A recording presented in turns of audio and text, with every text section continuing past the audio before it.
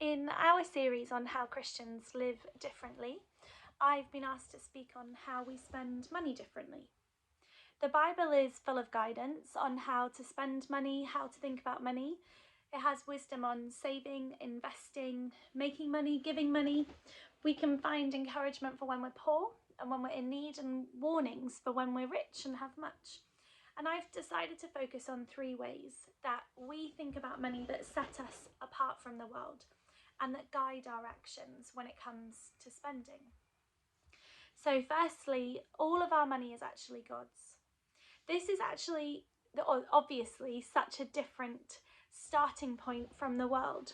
The money we earn, borrow, make, spend and give, it's not really ours. It's all His. Psalm 24:1 says, "The earth is the Lord's and everything in it." In Job 41:11, God is speaking to Job and says, "Everything under heaven belongs to me." Knowing that the money we have is all the Lord's is a challenge to us, because instead of being the owners or the masters of our money, we become the stewards. We are accountable to God for all of our actions, including how we spend money. But knowing that the money is already the Lord's actually also brings great freedom. As we pray and seek the Lord about how to spend, as we earn, as we give, as we invest, we're walking with the only one who could do immeasurably more than we could ever do or our money could ever do.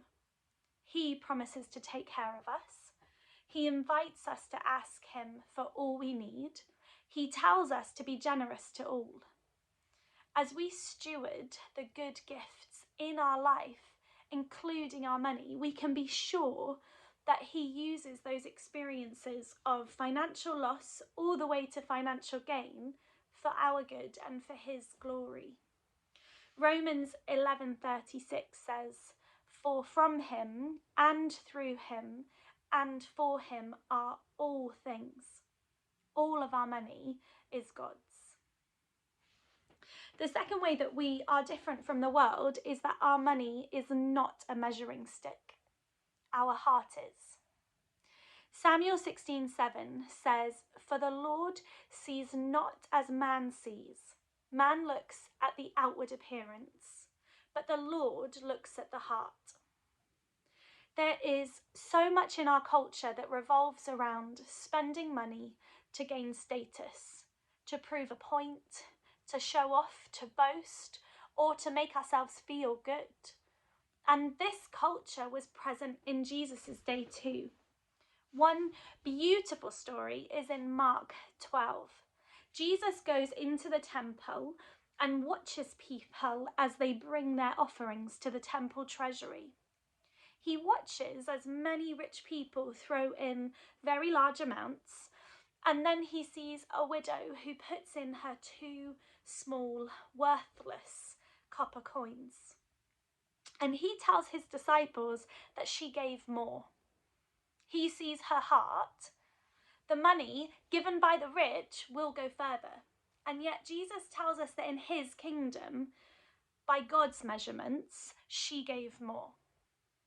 In my life, the way that this money measuring stick often plays out is in parenting. With every stage and with every child, there are expectations, particular brands that are used as measuring sticks. Certain essential toys are considered essential. With Josiah and Nathan, it's been Grimm's Wooden Rainbow. Clark's shoes for 60 quid a pair rather than Asda shoes for £10, and people notice and comment.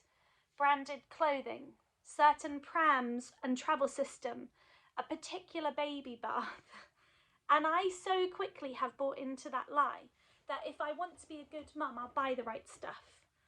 And I have found it and still find it such a pervasive and significant spiritual battle.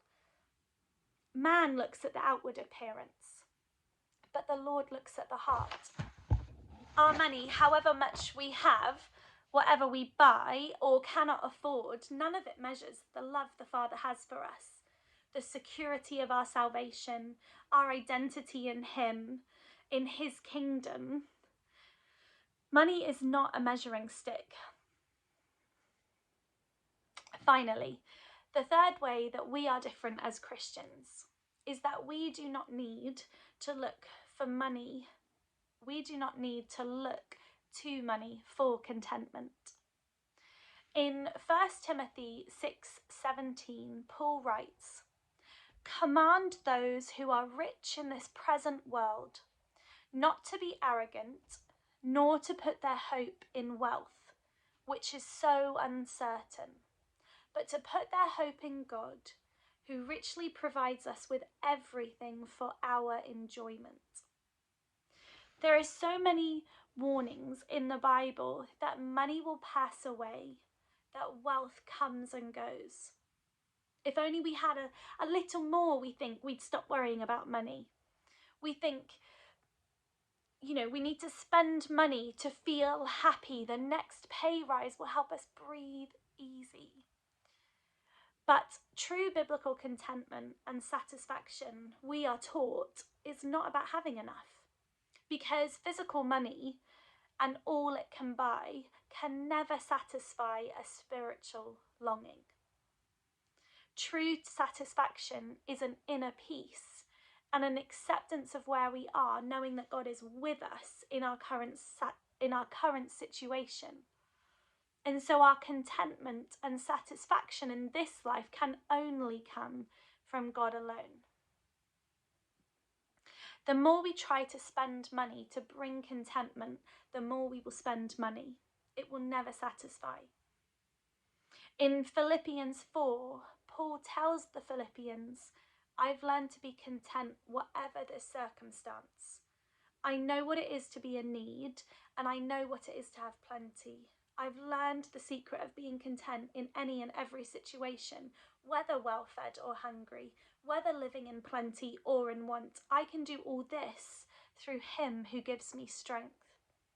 God gives us money to use and to steward, but he also promises us the spiritual strength to be content in him alone.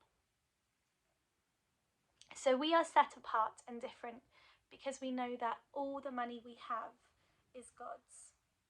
We are different because we know that money cannot measure our worth, our effort, or our identity. And we are different because through Jesus we can learn to be content whatever the circumstance. I hope some of this has been helpful and that it leads to good conversations. Thanks, friends. Bless you all.